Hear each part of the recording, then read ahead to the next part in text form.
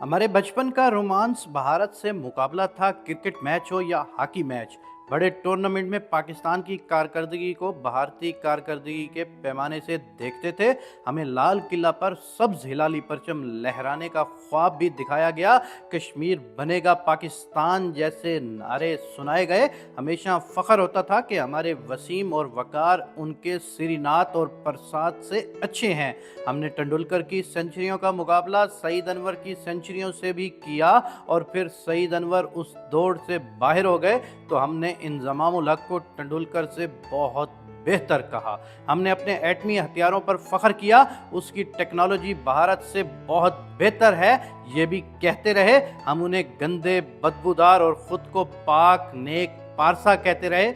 हम भारत में बढ़ती रैप की शरह पर कहते रहे कि जो कुछ अपनी फिल्मों में दिखाया उस तहजीब तले दब रहे हैं, लेकिन हमें कभी सोचने ही नहीं दिया कि भारत डैम बहुत ज़्यादा बना रहा है, हत्ता कि हमारे दरियाओं पर भी नतीजतन हमारे दरिया सूखते चले गए। भारत की रियासतों में बिजली फ्री मिलने लगी और हमारे यहाँ यूनिट 55 रुपए से भी ज़्यादा का हो gया। हमें सोचने ही नहीं दिया कि भारत की किसी बड़ी सियासी पार्टी या वज़ीर आज़म की बैरून मुल्क कोई जायदाद है या नहीं, जबकि हमारे ऊपर हुकूमत करती बड़ी पार्टियों के सरबराहान अरबों डॉलर्स की जायदाद के अंदरूने और बैरून मुल्क मालिक हैं। हमें सोचने नहीं दिया गया कि जब हम डॉलर्स के लिए अफगान जंग में साम अंकल के इत्तेहादी बने, तब डॉक्टर मनमोहन सिंह डॉलर्स के लिए अपने मुल्क में सनतों का जाल बिछा रहा था। हम सिपा सलारों में मोहम्मद बिन कासिम और सलाहुद्दीन अयूबी देखते रहे, लेकिन हमारे असल मुजाहिद सिपा सलारों के बारे में पूरा मुल्क जानता है कि वो अपने मुल्क में रहना तक गवारा नहीं करते और उनकी अरबों की जायदादें बैरून मुल्क में हैं। हमें बताया गया कि हम भारतीयों से बहुत बेहतर हैं और आधा मुल्क गंवा और बाकी कटवा बैठे। हम अपने बच्चों को क्या बताएंगे? आजकल मैं 39 साल तदरीस के शोबा में आला कारकर्दगी के बाद मुल्ला से छुपा लंदन में पनाह लिए हूँ। मेरा पोता और नवासा जवान हो रहे हैं। उनके सवालात और तजस्सुस कम अज़ कम मैं तो उन्हें मुतमईन नहीं कर पाया। वो पूछते हैं कि क्या भारत में भी DHA है, क्या भारत में भी बहरिया टाउन है, क्या भारत में अस्करी टाउन फेज़ 1, 2, 3, 4, 5 होता है। वो यूट्यूब और सोशल मीडिया से ऐसी ऐसी चीज़ें ढूंढ कर लाते हैं जिसका बाज़-औक़ात मुझे भी इल्म नहीं होता।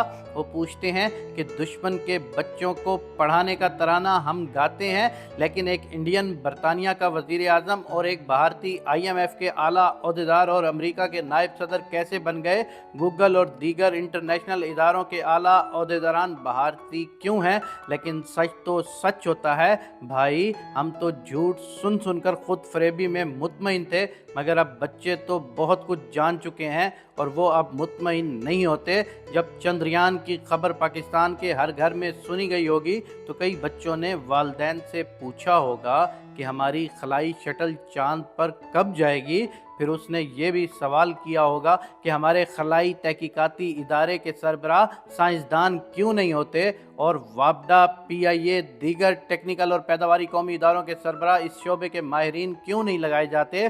तमाम कौमी पैदावारी इदारे नुकसान में क्यों रहते हैं। ये सवाल सुनने वाला हर बाप बेबसी से बच्चों की तरफ देखेगा और ये भी नहीं बता पाएगा कि बेटा दिल्ली के तमाम शहरियों को बिजली, पानी, इलाज और बेहतरीन तालीम बिल्कुल मुफ्त है और मुझे तो बिजली के बिल की समझ नहीं आ रही कि उसे कहाँ से और कैसे जमा करवाऊँ। हम चांद पर कब जाएंगे ये तुम्हें मैं कैसे बताऊं। मुझे तो ये भी समझ नहीं आ रही कि बिजली के बिल अदा करने के बाद मैं तुमको या तुम्हारे बहन भाइयों को अच्छी तालीम तो दूर की बात, 2 वक्त का खाना बाइज्जत कैसे खिलाऊं। लेकिन आज भी दिल में ये अरमान और ख्वाहिश है कि अल्लाह करे कि बचपन की वो बातें सच साबित हो जाएं और पाकिस्तान कल भी जिंदाबाद था, पाकिस्तान आज भी जिंदाबाद है और पाकिस्तान कल भी जिंदाबाद होगा इंशाअल्लाह। मेरे नौजवानों, आपने बिल्कुल भी सब्र का दामन हाथ से नहीं छोड़ना।